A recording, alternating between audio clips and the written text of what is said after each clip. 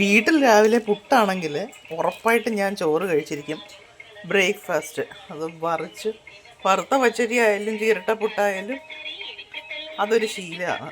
കാരണം സ്കൂളിൽ പോകുമ്പോൾ മുതലേ ഉള്ള ശീലമാണല്ലോ. രാവിലെ കഞ്ഞിയായിരിക്കും അന്നൊക്കെ രാവിലെ മിക്ക ദിവസങ്ങളിൽ. ഇതൊന്നും പലഹാരമൊന്നും ഉണ്ടാവില്ല. രാവിലെ 7 മണി 8 മണി സമയത്തൊക്കെ പലഹാരവും ചോറും ഉണ്ടാക്കി തന്നു വിടാൻ മാത്രമുള്ള സജ്ജീകരണങ്ങളൊന്നും അന്ന് നമ്മുടെ ഒന്നും വീട്ടിലില്ലല്ലോ. അപ്പോൾ ചോറ്, ചമ്മന്തി, തൈര് അല്ലെങ്കിൽ ഒരു അച്ചാർ, മെഴുക്ക് പുരട്ടി, ഇതൊക്കെയാണ് അന്നത്തെ കൂട്ടാൻ. പക്ഷെ ഇന്നിപ്പം ലഞ്ചിന് ഒരുക്കിയത് കൊണ്ട് ഇന്നിവിടെ രാവിലെ പുട്ടാണേ. അപ്പോൾ എനിക്ക് അഫോർഡ് ചെയ്യാൻ പറ്റില്ല രാവിലെ പുട്ട്.